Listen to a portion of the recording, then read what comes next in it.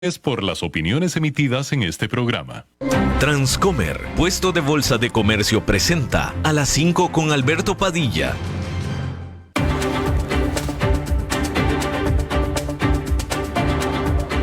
Inicia a las 5 con Alberto Padilla.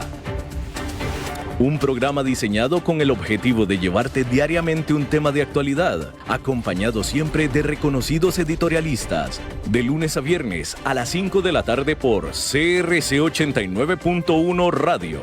A las 5 con Alberto Padilla. Hola, ¿qué tal? Saludos, bienvenidos a esta emisión de A las 5 con su servidor Alberto Padilla. Muchísimas gracias por estarnos acompañando. Gracias por estar ahí. Le mando cálidos saludos desde la señal y las instalaciones de CRC 89.1 Radio en San José de Costa Rica, desde donde estamos transmitiendo hasta el punto, en el tiempo y en el espacio en el que usted nos está escuchando, porque estamos saliendo en diferentes vías simultáneamente, por ejemplo en Facebook Live, en la página de este programa, a las 5 con Alberto Padilla. Estamos disponibles en el canal de YouTube de este programa. Estamos también en podcast, en las más importantes plataformas para ello, como Spotify, Apple Podcast, Google Podcast y otras 5 importantes más. Aquí en Costa Rica, este programa que sale en vivo en este momento a las 5 de la tarde se repite todos los días a las 10 de la noche aquí en CRC 89.1 Radio. También en vivo solamente en el mercado de Costa Rica estamos en CRC TV de la televisión abierta, 49,1 y 19,1 los canales. En cable estamos en Liberty, en el canal 549, en el Plus TV, canal 54, y en Cablevisión de Occidente, en el canal 63. Solamente en vivo, solamente en Costa Rica. Todos los demás del mundo habla hispana nos puede escuchar en el momento que usted quiera, desde el lugar que usted quiera, a través del aparato móvil que usted quiera. En esta ocasión me acompaña al otro lado de los cristales, tratando de controlar los incontrolables, el señor David Guerrero, y la producción general de este programa, siempre poderosa, desde Colombia, a cargo del señor Mauricio Sandoval. Bien, lo último que tenemos sobre el conflicto entre Israel y Hamás, hay que decir que Egipto dijo que Israel no está cooperando con los esfuerzos para entregar ayuda hacia Gaza a través de la frontera Rafah, de este cruce fronterizo que se le conoce como Rafah.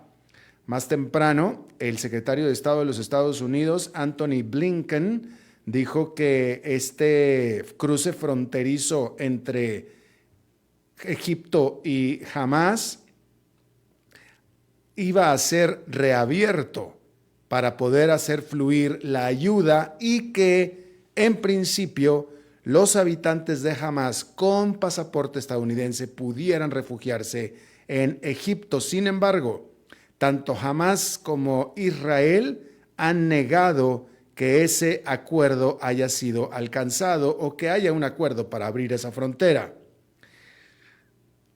La Organización Mundial de la Salud le dijo a la agencia AFP este lunes que solamente quedaban 24 horas de agua, electricidad y combustible en la franja de Gaza antes de que se comenzara lo que es una real catástrofe, fue lo que dijo la Organización Mundial de la Salud. Hamás dijo que lanzó toda una serie de misiles hacia Jerusalén y Tel Aviv en respuesta a los ataques específicos que Israel ha hecho sobre población civil en Gaza. Al menos 3.700 edificios residenciales se reporta que han sido demolidos por los ataques israelíes. Más temprano, las fuerzas de defensa de Israel dijeron que al menos 199 personas están siendo rehenes por parte de Hamás, que es más de lo que se había previsto inicialmente.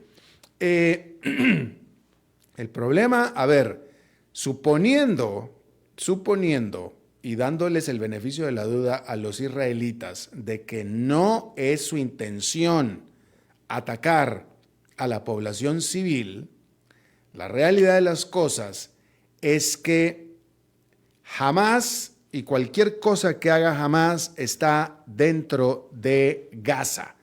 Gaza es una ciudad. Usted figúrese que Gaza es el centro, lo que pasa que multiplicado por mucho, pero es el centro de la ciudad donde usted vive. Es el centro, así, la parte sumamente urbana, sumamente vertical, llena de edificios. El edificio más bajo, discúlpeme, el edificio más bajo en Gaza debe tener 3 pisos, de ahí para arriba. Y ahí en esa ciudad pues está todo, está residencias, comercios, etcétera. Gaza es una ciudad urbana en la que los primeros pisos son puros edificios, todos son edificios, todo el mundo vive en departamentos, en condominios, y todo opera en condominios. El primer piso son los comercios y segundo piso y para arriba son entre residencias y oficinas. Y un edificio puede ser de oficinas y al lado es el de habitación, o todos los de al lado, todo, enfrente, atrás son de habitación.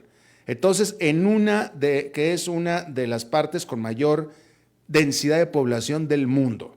Entonces, lógicamente, si Gaza está operando desde un edificio tal que sea, suponiendo que en ese edificio no hay más que terroristas, no hay habitantes, pero hay terroristas, en los edificios de al lado sí hay habitantes, sí hay condominios residenciales. Entonces, si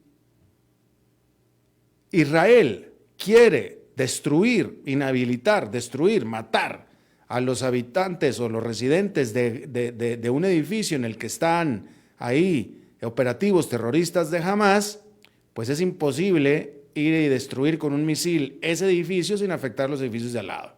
Pues es imposible, es que realmente es imposible por la manera en que está constituida la ciudad de Gaza. Y ese es el problema. Por eso es que Israel les está pidiendo a la población que se aleje primero de la zona norte, primero, que se vayan hacia el sur, porque vamos a atacar la zona norte. No tenemos la intención de atacar a la población civil, pero tampoco lo podemos evitar. La única manera de evitarlo es que ustedes se vayan de ahí.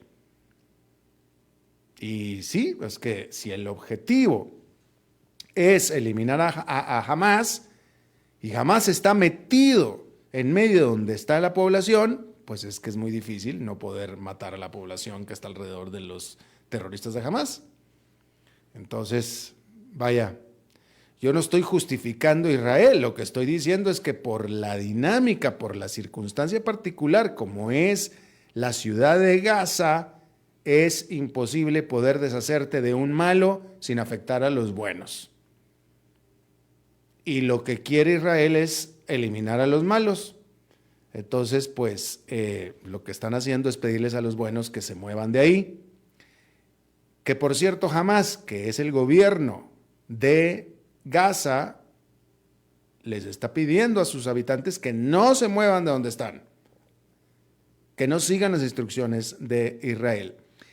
Si me preguntan mi opinión, que no me la han preguntado, pero si me preguntan mi opinión, lo que me parece a mí que le ha faltado hasta ahora, todavía no comienza la invasión, todavía no comienza la parte más fuerte y dura de lo que pretende hacer Israel sobre Gaza. Eso todavía no comienza. La razón por la cual Israel está pidiendo a los habitantes de Gaza que se muevan de ahí todavía no inicia. Porque en teoría estos misiles que ha estado aventando al por mayor Israel sobre Gaza no es la operación que Israel tiene planeado para Gaza. Para eso tiene cientos de tanques y todo tipo de vehículos terrestres al otro lado de la frontera esperando la orden. Se espera una invasión terrestre. Entonces, le decía yo, si ustedes me piden mi opinión, lo que le falta a Israel, lo que le ha faltado a Israel es garantizar, prometer ayuda a la población civil una vez que esto suceda. Y eso no lo ha hecho Israel. Israel lo que debería hacer para tranquilidad de todo el mundo y para disuadir a los vecinos, que enseguida vamos a hablar de eso, que están bastante nerviosos, todo el mundo está nervioso sobre qué es lo que va a hacer Israel sobre Gaza. El presidente de Estados Unidos, que apoya totalmente a Israel, dijo en una entrevista este domingo, sería un error para Israel ocupar Gaza. Y lo que no ha hecho Israel es decirle a la población de Palestina, a la población de Gaza, decirles, señores, no es contra ustedes, es contra quien los gobierna. Por favor, permítanos hacer este trabajo de eliminar a quien nos gobierna, eliminar a Gaza, a Hamás, eliminar a Hamás. Permítanos hacer ese trabajo y una vez que hagamos ese trabajo, nosotros, Israel, les vamos a ayudar a ustedes, a Palestina, a reconstruir y a tener un futuro mejor sin Hamás. Y esa parte Israel no la ha dicho. Y me parece que debería de decirlo. Uno, porque creo que los palestinos se merecen que Israel los ayude después en un trabajo de reconstrucción, tipo como Estados Unidos ayudó a Europa a reconstruirse después de la Segunda Guerra Mundial, que Estados Unidos no tuvo nada que ver más que eliminar a los nazis o tratar de desocupar a los nazis o liberar a Europa de los nazis. Israel debería hacer exactamente lo mismo y no lo está haciendo, pero definitivamente debería, porque todo el mundo en este momento está demasiado preocupado sobre qué es lo que va a hacer Israel sobre Gaza. Ya no tanto sobre Hamás, sobre Gaza. Y bueno, pues ahí está.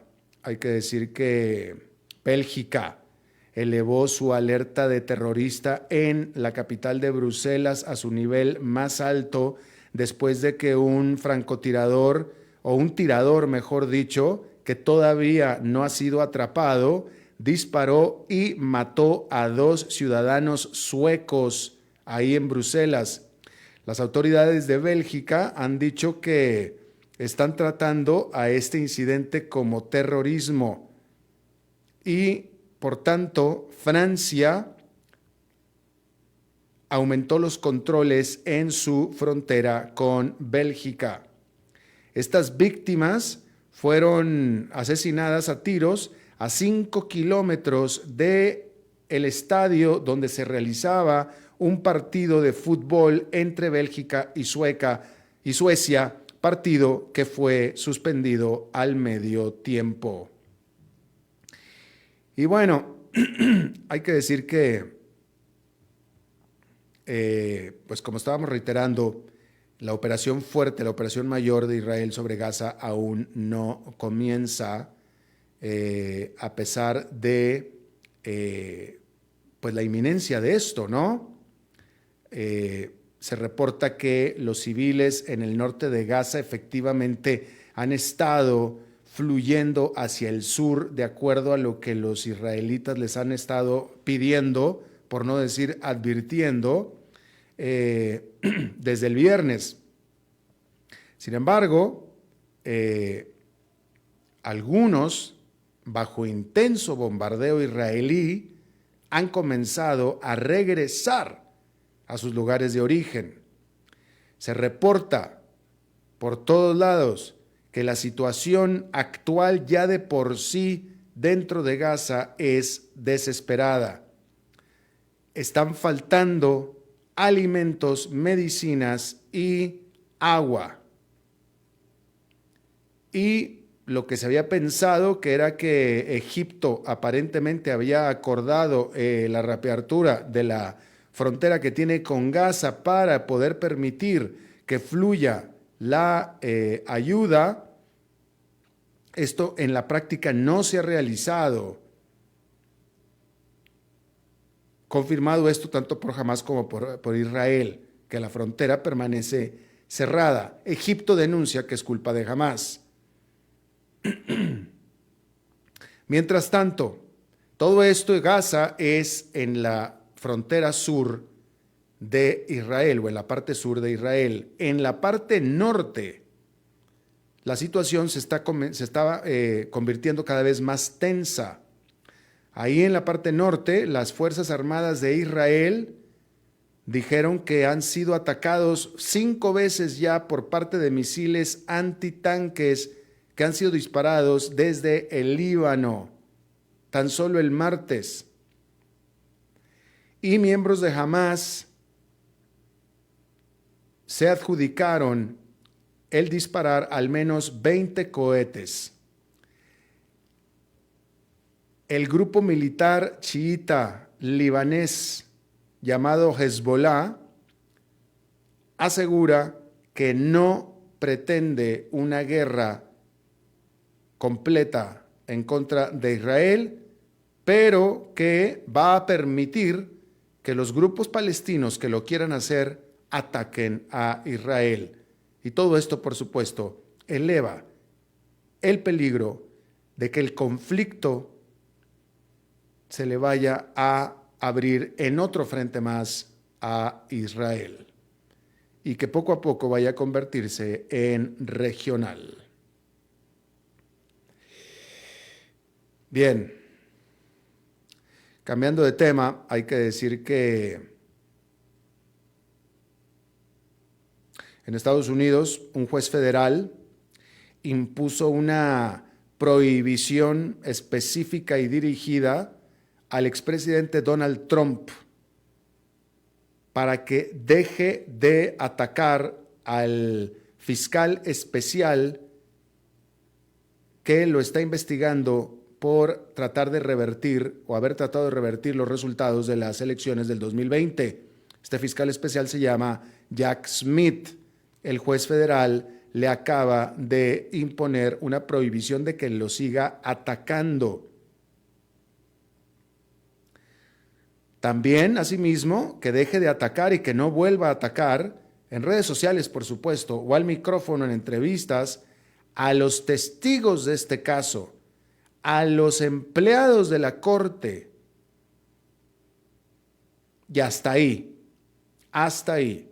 La orden no incluye ataques o no le quita a Donald Trump la libertad de atacar, criticar, decir lo que quiera decir en contra ni del Departamento de Justicia, ni de Joe Biden, ni del gobierno de los Estados Unidos. Simplemente va para que deje de atacar a Jack Smith, el fiscal especial,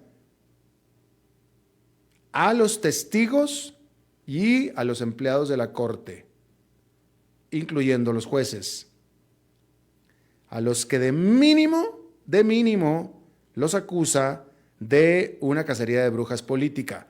Ahora, obviamente, todo esto se hace, claramente, porque está probado y comprobado que las palabras, las críticas, los ataques de Donald Trump muchas veces se concretan en actos concretos, valga la redundancia, de violencia. Y básicamente lo que está haciendo el juez federal es lo que hicieron las redes sociales después de los ataques al Capitolio en enero 6 del 2020, que es eliminarlo, quitarle la voz, quitarle su libertad de expresión, que es lo que hemos hablado aquí tanto. ¿Qué se hace? ¿Qué haces con respecto a una persona cuyas palabras, cuyos dichos se convierten en actos de violencia, como es el caso de Donald Trump? Sí, Donald Trump tiene y debería de tener la libertad de expresión de cualquier otro estadounidense. Ajá, sí. Pero ¿qué sucede cuando esa libertad de expresión de esa persona en particular en efecto se convierte en violencia? ¿Qué se hace? ¿Se le deja que siga con su libertad de expresión? Y bueno, hay mucha gente que piensa que no.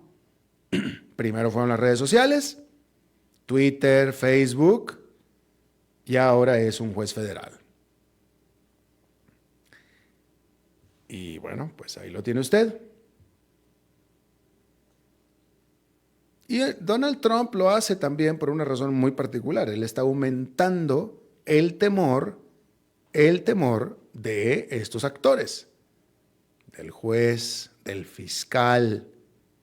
Le está sembrando el temor de que si me haces algo a mí, algo te va a pasar a ti también. Así es que piénsalo dos veces. Y básicamente es eso. Donald Trump sabe el poder de las palabras que él tiene sobre un grupo muy específico de personas. Él lo sabe. Bueno, y el juez también. De ahí la decisión. Los futuros del precio del petróleo cayeron por debajo de los $90 el barril después de que se reportara que Estados Unidos estaría por aflojar las sanciones que tiene sobre la industria petrolera de Venezuela. Se ha reportado que la administración Biden ha acordado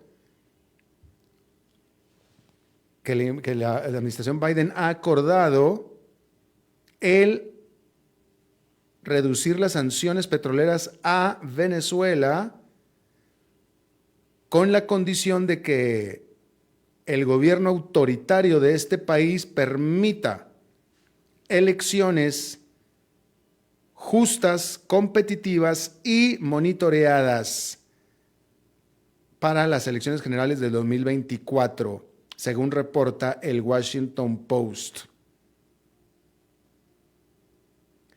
El precio del petróleo ha subido desde que comenzó el conflicto entre Israel y Hamás. Y bueno, eso es lo que reporta el Washington Post. No se sabe hasta ahora si Nicolás Maduro ha dicho algo al respecto, pero si yo fuera Nicolás Maduro, yo sí negociaba. O sea, vaya, si yo fuera un dictador de izquierda apoyado por un dictador como los conocemos en América Latina, un dictador de izquierda como los conocemos en América Latina, es decir, chapados a la Castro. Chapados a la Castro. ¿Cómo es Nicolás Maduro? ¿Cómo es Daniel Ortega? ¿Cómo era Castro? ¿Sí? Pues sí, negociamos. ¿Me vas a levantar las sanciones o me las vas a...? Ok, hazlo, claro, por supuesto. ¿Que te prometo? Yo te prometo. Yo no tengo ningún problema, yo te prometo. Yo siempre he prometido. Yo te prometo. Claro. Que si las elecciones libres y que si observadores, sí, claro que sí. Haz lo que tú quieras, claro que sí, por supuesto. Que si voy a dejar que me ganen, no. No, eso sí no, pero no te lo voy a decir, obviamente, ¿va? No te lo voy a decir, eso, la sorpresa va a venir en el momento. Pero que no se te olvide que yo soy un dictador. Pues los dictadores no nos vamos, los dictadores estamos aquí para quedarnos. Que no se te olvide. Seguramente voy a ser yo el primer dictador en largarme cuando me lo piden. Pues no, pues si yo soy dictador. Así es que lo que le quiero decir es que Nicolás Maduro no se va a ir. Estados Unidos está dispuesto a jugar este juego porque está tratando de que baje el precio del petróleo y está bien, muy bien, qué bueno. Y está bien que hagan la faramaya de que están negociando y está bien incluso, diría yo, que crean en buena fe Nicolás Maduro, pero la realidad de las cosas es que Nicolás Maduro es un dictador. Punto. Y el dictador es dicta, y no se va. Es un dictador antidemocrático. Mi tarjeta de presentación dice dictador antidemocrático. ¿Cómo es posible que voy a permitir democracia aquí? Que si porque me van a mí a negociar que las sanciones y que no sé qué. ¿Por qué? ¿Cómo? Pues yo soy un dictador antidemocrático. Así es que olvídense de lo demás. Y bueno, pues ahí lo tiene usted. Hay que decir que una coalición pro Unión Europea liderada por Donald Tusk, que quien fuera ya presidente de Polonia, ganó la mayoría de los votos en las elecciones de este domingo en aquel país, de acuerdo a los resultados parciales que llevan publicándose este lunes. Ahí en ese país, el Partido de la Ley y la Justicia está ganando las elecciones, pero sin embargo no va a obtener una mayoría parlamentaria. Con lo cual, pareciera que Polonia está centrándose. La política de Polonia se está yendo hacia el centro, de donde estaba de extrema derecha hacia el centro. El Comité Olímpico Internacional votó para incluir al cricket como parte de los Juegos Olímpicos del 2028 en Los Ángeles, junto con el squash, el lacrosse, béisbol, softball y lo que le llaman flag football, que no sé cómo se llama en español, pero es una versión sin contacto del fútbol estadounidense, fútbol americano. Esta noticia, que para mí es tremenda noticia porque yo no lo sabía, si yo le preguntara a usted,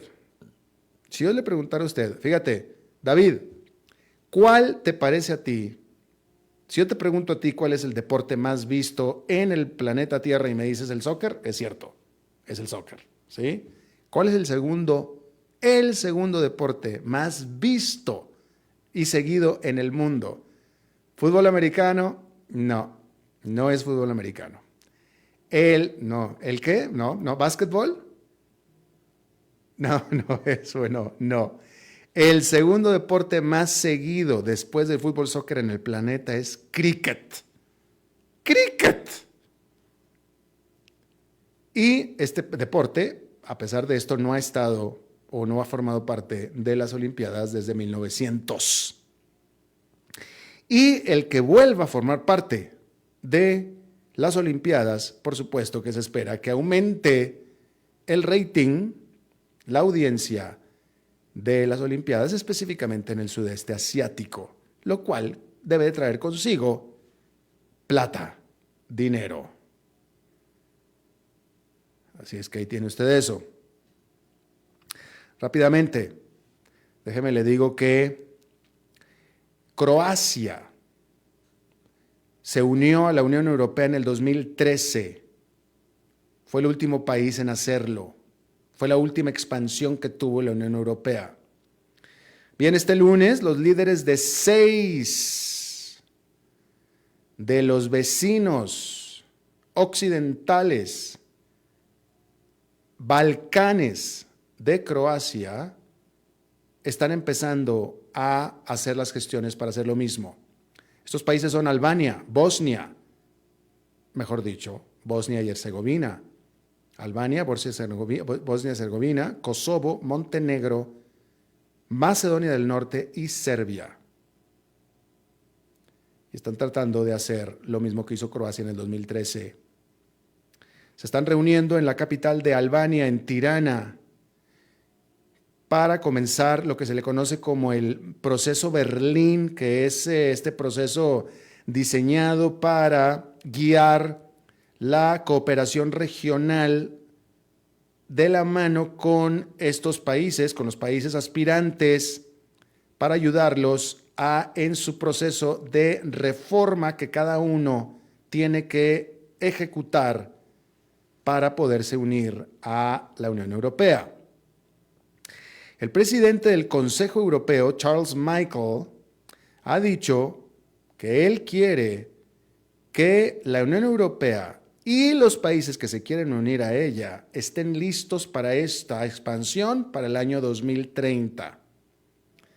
Sin embargo, por supuesto que hay una gran cantidad de cinismo en todo este proceso alrededor de toda la región, porque estos países habían expresado su deseo de unirse a la Unión Europea desde el 2003. Sin embargo, pues estamos ya en el 2023 y no han avanzado absolutamente nada en esto. ¿Por qué? Pues porque antes de que a Rusia se le ocurriera invadir a Ucrania, nadie de la Unión Europea había dicho siquiera, ¡ay, qué bueno que están pensando en unirse a nosotros! No habían dado ninguna muestra de entusiasmo ni de nada. Simplemente dijeron, pues qué bueno que te quieres unir, perfecto, que te vaya muy bien, básicamente. Y por tanto, entonces, estos países de los Balcanes, pues no se esforzaron mucho en hacer nada al respecto, porque pues nadie tampoco así como que les abrió la puerta muy amplia, ¿no? Y hay que decir que el propio Kosovo ni siquiera es reconocido como Estado por 5 países de la Unión Europea y por tanto ni siquiera puede convertirse en candidato todavía para unirse.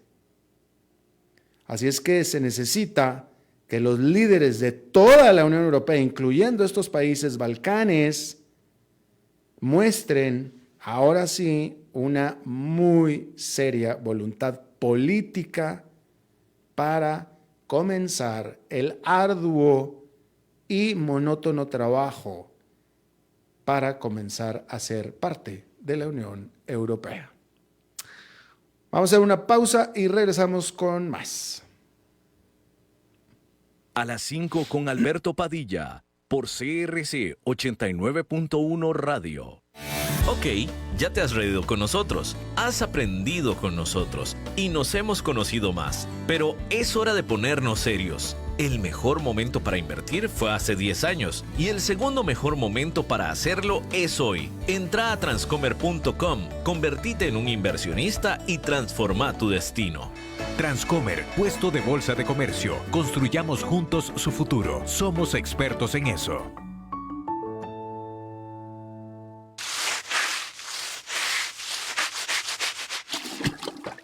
¿Están cansados de limpiar tanto el piso de su casa? No sufran más. Cambien esta cerámica con porcelanatos pulidos antibacteriales y súper fáciles de limpiar. En Porcerámica, número 1 en porcelanatos.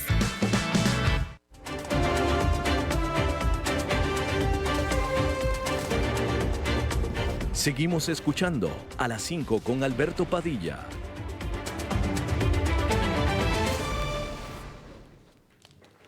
Muchas gracias por continuar con nosotros. Este domingo fue elección presidencial en Ecuador y ya Ecuador tiene presidente electo, y hay que decir que después de que su padre buscó la presidencia en varias ocasiones y que nunca llegó, su hijo, Daniel Noboa, será el próximo presidente de Ecuador. Pues típicamente siendo hijo de empresario, heredero de una gran fortuna bananera, pues tendría que ser de derecha, es de centro derecha en estas elecciones que fueron manchadas por el asesinato de uno de los aspirantes a esta elección, que fue muerto a manos de sicarios hace poco más de un mes. Y bueno, yo le agradezco muchísimo que esté con nosotros para ponernos todo esto en perspectiva. Esteban Santos, analista de la política y economía de Ecuador, experto en relaciones internacionales, abogado y, bueno, pues observador de todos estos procesos. Esteban, me da mucho gusto saludarte. Alberto, el gusto es todo mío, qué placer. Y saludarte de nuevo. Bueno, cuéntanos, gana Noboa, él es el presidente, pero tampoco fue con un amplio margen. El segundo lugar quedó bastante cercano. Sí, a ver, creo que hay algunos temas que hay que empezar a desgranarlos. Lo primero y más importante, tal vez que un poco lo decías en la introducción, su padre intentó la presidencia 5 veces, es el hombre más rico del país. Su tía, doña Isabelita Noboa, es dueña de un imperio empresarial aquí en el Ecuador. Pues ahora con Isabelita Noboa, su sobrino presidente y su nieto juega en la MLS fútbol en el equipo de Messi. Campana. Entonces, es una familia que le está pasando bien en este momento. Y lo que te puedo sí decir es que Daniel Noboa no se identifica ni de centro como tal ni de derecha. Él se hablaba y se autodefinía como una persona de centro izquierda, aunque son muy pocas las personas las que realmente le creen esto. Él es efectivamente pues uno de los herederos de uno de los conglomerados, si no el conglomerado empresarial más grande del país.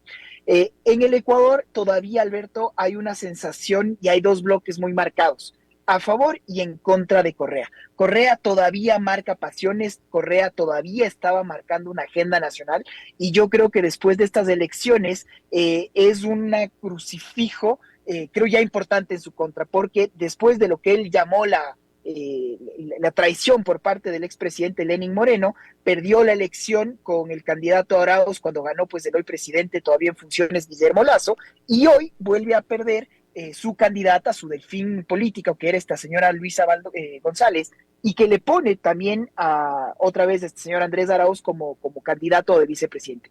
Pierde, hay un estrecho margen, es un margen muy parecido con lo que ganó Lasso en su momento, que marca un antes y un después dependiendo de cómo le vaya a Noboa. Y termino esta última parte, porque Noboa no es que gana la elección a un periodo presidencial. Es la primera vez en la historia del Ecuador que se activó este mecanismo de una denominada muerte cruzada. Y eso, en resumidas cuentas, fue el hecho de que tal cual, que Lasso no pudo gobernar precisamente por esta oposición principalmente del correísmo, y entonces había esta figura que se puso en la última constitución cuando los ecuatorianos refundamos nuestra patria en Montecristi en el 2008, y al final lo que se puso es esta figura en donde si es que no había gobernabilidad, el presidente podría lanzar esta figura, que básicamente era disolver el Parlamento, convocar a elecciones anticipadas, y él se quedaba gobernando por decretos ley. Eso va a pasar hasta diciembre de este año, y Noboa pues asumirá por el término que le correspondía a Guillermo Lasso hasta su finalización. Los ecuatorianos entonces estamos llamados nuevamente a las elecciones en el 2025. Y en el 2025 Noboa puede correr por la reelección. Correcto. Ya. Y esa es un poco la expectativa. Aparte que Noboa ya anunció que él en sus primeros 100 días quiere convocar a una consulta popular. Entonces los ecuatorianos vamos a hacer un simulacro de elecciones suizas en donde cada 6 meses vamos a estar en procesos eleccionarios. Pero si es que eso trae paz, estabilidad y sobre todo una gobernabilidad, pues bendito y bienvenido sea. Ahora, tú acabas de decirnos que Noboa, él no se define ni como de centro ni como derecha, pues él, qué bueno que se defina lo que él quiera, pero la realidad es que es heredero de una de las mayores fortunas de Ecuador, si no es que la mayor, y así es que por definición, o sea, aunque él se considera lo que quiera, pero por definición él es de derecha mínimo, ¿no? Eso es por un lado. Por otro lado, queda de manifiesto que van 2 veces seguidas que los ecuatorianos eligen a un candidato empresario de derecha. Primero un banquero y ahora un, pues bananero, pero al final un billionaire. Y eso es mucho de lo que se termina de asentar. Si es que a Noboa le va medianamente bien, esto es dar una sensación de mejor seguridad de la que los ecuatorianos nunca estuvimos acostumbrados, de este nivel de violencia que se ha dado por temas, sí, muchos casos exógenos, pero el hecho cierto es que por la ubicación geográfica del Ecuador, pues terminó siendo un hub, un lugar muy atractivo para que el crimen pues transnacional, por una economía dolarizada, por las similitudes, la forma de poder llegar a mercados como el panameño y pues, sobre todo los Estados Unidos. Digo panameño porque de ahí sale todo hacia Europa, y con un poco la pacificación que se ha dado en Colombia, pues el gobierno con, por ejemplo, las disidencias de las FARC, el Ecuador terminó siendo este lugar idílico, y por eso estamos viviendo muchos de estos rezagos. Entonces, si a Noboa le va medianamente bien en darnos una percepción de seguridad y lograr reactivar una economía, yo creo que ese será ya el acabose del socialismo del siglo XXI a través de la figura del expresidente Correa. Si es que no es así, como bien lo adelantabas, ya tuvo la oportunidad un banquero multimillonario, ahora tiene la oportunidad el heredero de otro imperio conglomerado multimillonario, y yo creo que las aspiraciones en ese caso la suerte estaría un poco echada para que puedan volver otra vez populistas de extrema izquierda en este caso, y sobre todo a vendernos estas ideas que ya demostramos en el Ecuador que fueron no solo dañinas, sino que nos marcó como sociedad, y que hasta ahora, como bien lo señalabas, tiene a gran parte de la población así de dividida. Claro. Ahora dime una cosa, a mí, y espero que a los ecuatorianos tampoco, pero a mí no me impresionan los billones de dólares, lo que me impresiona es quién los creó y quién trabajó para formarlos. En ese sentido, este muchacho, él es el heredero.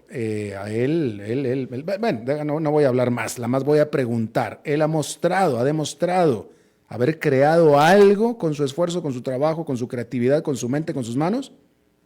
Mira, Daniel Noboa pasa ya a la historia por ser el presidente más joven del Ecuador. Él tiene 35 años. Daniel Noboa ha demostrado tener, bueno, tiene una hoja de ruta en estudios muy preparado. Lo hizo en Estados Unidos, tiene un título de Harvard, tiene un título de la George Washington University y ha hecho desde el lado privado. Ha sido asambleísta, legislador previamente y esa es un poco su experiencia previa. En el Ecuador hay una ley de economía familiar que básicamente demuestra que como las empresas, yo creo que en Costa Rica es algo parecido, no llegan a sobrepasar a la tercera generación. Es algo muy lamentable esto, pero en el caso de, pues, del Emporio Noboa no ha sido así y siguen siendo los principales exportadores del Ecuador y por lo tanto uno de los mayores del mundo, porque el Ecuador pues sigue siendo una de las primeras potencias en exportación del banano como tal. Lo que sí ha hecho Noboa, y creo que esto fue lo que le terminó dando Alberto la presidencia, es que él no confrontó, él fue el primero en el que se olvidó de este discurso de estar a favor o en contra y ponerle solo a Correa en la palestra siempre, sino que él fue el único que con un discurso mucho más cauto, mucho más técnico, se dedicó a proponer. Fue una campaña alegre y eso fue lo que le ayudó en primera vuelta y lo que logró pues posesionarlo en una segunda vuelta como presidente. Yo creo que era muy difícil que la candidata González hubiese ganado porque otra vez ese voto, cuando se habla del socialismo del siglo XXI y de Correa, o le amas o le odias. Son muy pocas las personas que tienen una visión neutra del respecto. Y claro, remontar de lo que alguien que no le haya dado el voto en primera vuelta y que sí le dé en segunda en una campaña de menos de un mes, iba a ser muy difícil y otra vez los resultados así estuvieron. Noboa desde mañana ya empieza y va a Carondelet, que es el palacio pues del Ejecutivo de Ecuador. Mañana se va a reunir con Lasso y empieza ya la transición como tal. ¿Y cómo queda el Congreso? Esa es la pregunta del millón. Ojalá se aprenda de la historia reciente, y aquí no solo hablo del Ecuador, fíjate cómo le fue a Pedro Castillo en Perú, cómo le fue a Guillermo Lasso en el Ecuador, y cómo le podría ir a un Milei si es que gana la presidencia de la Argentina este domingo, con ese discurso tan vociferante en contra de que se vayan todos los zurdos y demás. Si no hay una asamblea para tener una mínima gobernabilidad, yo creo que la historia sigue demostrando los conflictos que en nuestras democracias nacientes, todavía inestables, pero no dejan de ser democracias en donde se requiere de una asamblea para gobernar. En el Ecuador el número mágico es 70. Noboa tiene 13 asambleístas. La Revolución Ciudadana, el partido de Correa, tiene 53. Entonces, sí o sí, se va a tener que extender un puente y lograr, ojalá, tener acuerdos mínimos. Ahora, un último ítem interesante en el Ecuador es que tú tenías un partido que era el partido indígena, el de Pachacutic, que tuvo una votación histórica en las elecciones pasadas y ahora se pelearon entre ellos y pasó a ser un partido marginal que no llegó ni al 4%. Entonces, ¿quién es ahora, hoy por hoy, la segunda fuerza en el Parlamento del Ecuador? Es un partido muy nuevo que se llama Construye. ¿Y por qué? Porque este fue el partido del ex candidato presidencial, señor Fernando Villavicencio, que fue asesinado en esta campaña. Fue una campaña muy violenta y creo que hubo mucho del voto rencor, ese voto rechazo a lo que estaba pasando, y este partido Villavicencio logra sacar más de 25 asambleístas. Es un voto absoluto y radicalmente en contra del correísmo, pero en todo caso creo que Noboa puede tener puentes y te terminaría diciendo, porque él, mientras era asambleísta, fue muy criticado esto, pero él de su propio peculio pagó a asambleístas de la Revolución Ciudadana para que se vayan a Irán y luego se vayan a Rusia, justo al estallar esta agresión Rusia-Ucrania, que fue muy criticado, pero en todo caso muestra que sí tiene puentes de diálogo con quien sigue siendo la principal fuerza opositora aquí en el país.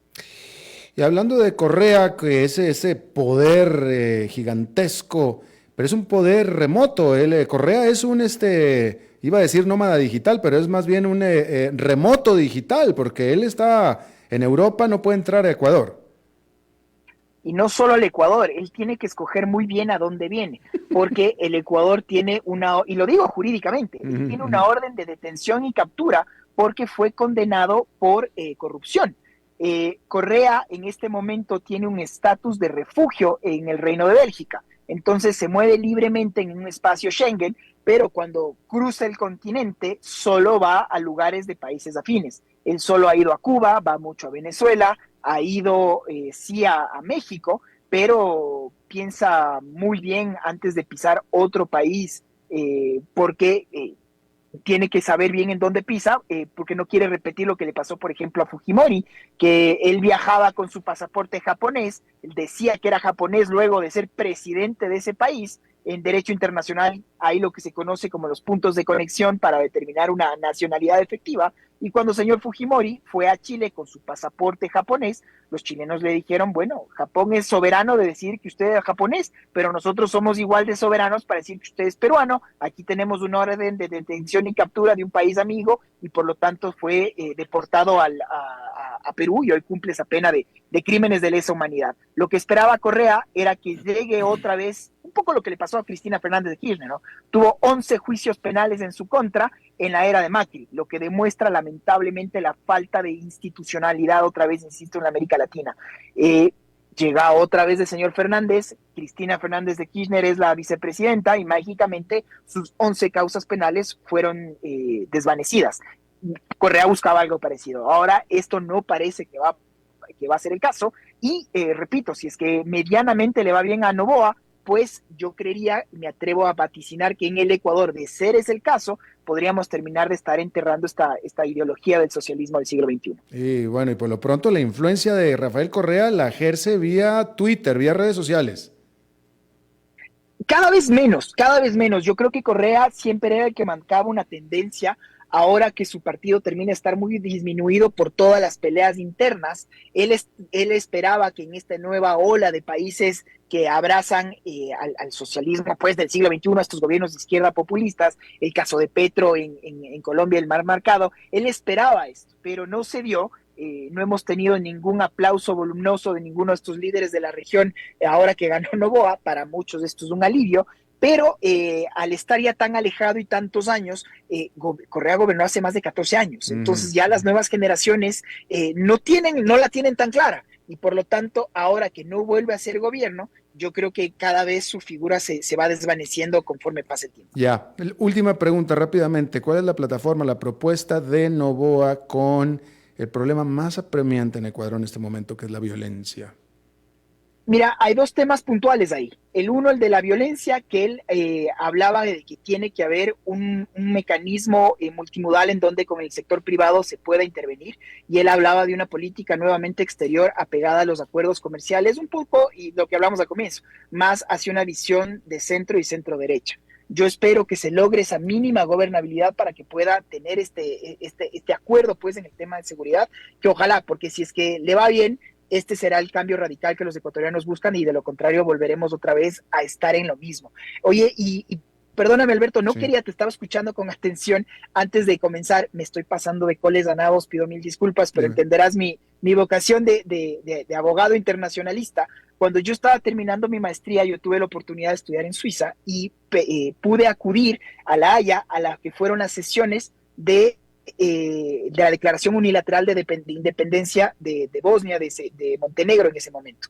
Y te escuchaba esto a la luz de lo que decías de estos países que quieren ser miembros de la Unión Europea. El comentario muy breve es que yo no creo que esto se va a dar, porque hay países como Serbia, por ejemplo, que si bien han mostrado que su voluntad de querer acceder al mercado común europeo, en este momento tienen lo mejor de los dos mundos, porque si bien ya está abierto a muchas de las exenciones de la comunidad Schengen, no está obligado a tener que respetar, por ejemplo, el tema de las sanciones a Rusia. Entonces juega a dos bandos, y Serbia está teniendo un boom dentro de su economía, y ahora también que vuelve a recrudecer el problema bélico con Kosovo, creo que las tensiones ahí todavía no se han, el polvo todavía no se termina de asentar, y por lo tanto yo le veo muy lejano que la Unión Europea tome nota de esto, sobre todo porque a Turquía la ha dejado en el congelador, y ahora con Erdogan le veo cada vez más difícil que esto se dé, y por orden de prelación sería un despropósito, un tema político que no creo que se dé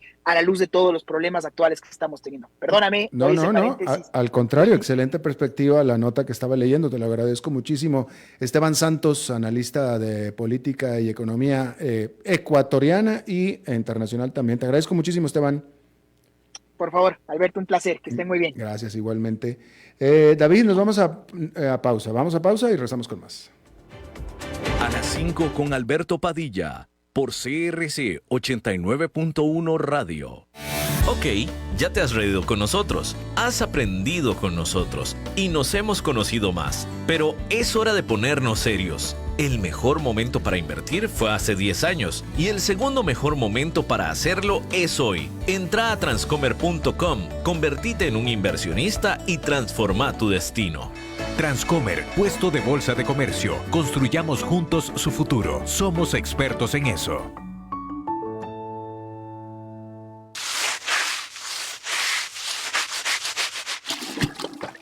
¿Están cansados de limpiar tanto el piso de su casa? No sufran más. Cambien esta cerámica con porcelanatos pulidos antibacteriales y súper fáciles de limpiar. En Porcerámica, número 1 en porcelanatos.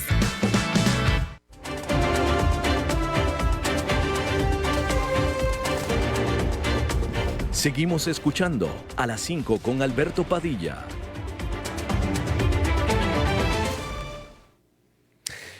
Bien, gracias por continuar con nosotros. Eugenio Díaz, conéctate, por favor, te estamos esperando, Eugenio Díaz. Bien, es Eugenio que nos toca los lunes, pero está en este momento perdido en la acción. Hay que, bueno, primero que nada, déjeme informarle que el viernes estábamos hablando de esto. David, ¿tú sabes si está aquí la película en este país de Taylor Swift? ¿Sí está? Ah, pues ahí está. La película de Taylor Swift sobre su tour Eras, que básicamente, por lo que entiendo, es una tour, es un concierto de ella hecho en pantalla gigante. Eso es lo que es, básicamente, porque es una película sobre su concierto. Y siendo este tipo de película, registró la mejor estreno para un mes de octubre de la historia, con $92.800.000 recaudados el primer fin de semana. El segundo para el mes de octubre. En esta película, que es lo primero que se estrena en mucho tiempo, porque los guionistas y los actores de Hollywood estaban en huelga, y esta película, al ser un video de un concierto, pues no tiene ni guionistas ni actores. Pero aparte como que pues muy atractivo para los que les gusta Taylor Swift, pero bueno, pues ahí lo tiene usted ese asunto. Otro elemento importante para mencionarle es la declaración en bancarrota de una de las cadenas de farmacias más importantes de los Estados Unidos. Esto es uno de los grandes nombres comerciales de los Estados Unidos, que es Rite Aid, que es una cadena de farmacias gigante. Es la más chica de las grandes cadenas, pero eso no significa que no sea una gigante muy conocida, Rite Aid, cuya declaración de bancarrota pone de manifiesto los problemas en que se está enfrentando pues toda esa industria en los Estados Unidos. En el caso particular de esta cadena de Rite Aid, que si usted es alguien que ha visitado Estados Unidos, probablemente ha visto sus establecimientos. Son tres grandes: Walgreens, CVS y la otra es Rite Aid. Y es más dominante en algunas partes de Estados Unidos que en otras, pero esta Rite Aid en particular no se vio rápida en adoptar los cambios que sus competidores sí adoptaron, porque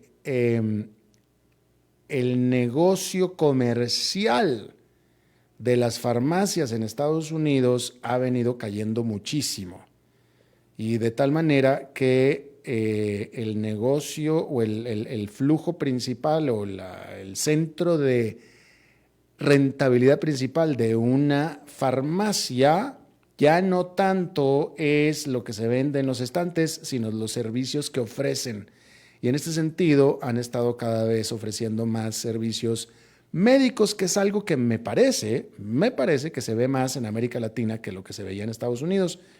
Ciertamente en México, que es el caso que más conozco, pero no sé si se repita en otras partes de Latinoamérica, en el sentido de que la farmacia pone su consultorio de atención médica al cliente. Y entonces, si usted quiere ir al doctor, pues ya va a la farmacia. ¿Sí? Yo me acuerdo cuando yo era niño, a mí me llevaban, para mí ir a la farmacia era la peor noticia que yo podía recibir en la vida, porque ahí era donde me inyectaban Y entonces me inyectaban en la farmacia. Bueno, eso en Estados Unidos no se daba, hasta muy recientemente. Es los servicios médicos en las farmacias. Y de eso es lo que más o menos han podido salir adelante las competidoras Walgreens y CVS frente a la competencia que les ha representado Walmart y Target, que han puesto farmacias también. Entonces ahora la gente, para ir a la farmacia, pues se va al Walmart y de una vez hace todas las compras, ¿no? Entonces las farmacias, al darse cuenta de esto, empezaron a poner sus consultorios médicos. Rite Aid no lo hizo y se quedó siendo farmacia, y hoy en día se está declarando en bancarrota, que no es lo mismo que liquidación, simplemente se está bancarrota para reestructurarse. Así es que ahí lo tiene usted. Pónmele falta ahí, por favor, a Eugenio Díaz. En fin. Bueno, Eugenio, tacha. Te vamos a poner en la misma categoría que David Guerrero. Le está echando la culpa a la computadora. Sí, es lo más fácil. Sí, pues claro. Aquí me está escribiendo, no, la computadora. Sí, pues sí. Igual, cuando sale mal aquí algo que David Guerrero, no, es la computadora. O sea, todos los microprocesadores y todo, no, es la computadora. Y bueno, pues ahí está. Bien, eso es todo lo que tenemos por esta emisión de A las 5 con su servidor Alberto Padilla. Muchísimas gracias por habernos acompañado. Espero que termine su día en buena nota, en buen tono, y nosotros nos reencontramos en 23 horas. Que la pase muy bien. A las 5 con Alberto Padilla fue traído a ustedes por Transcomer, puesto de bolsa de comercio. Construyamos juntos su futuro. Somos expertos en eso. Jazz Café presenta Baladas por Siempre con Vía Libre.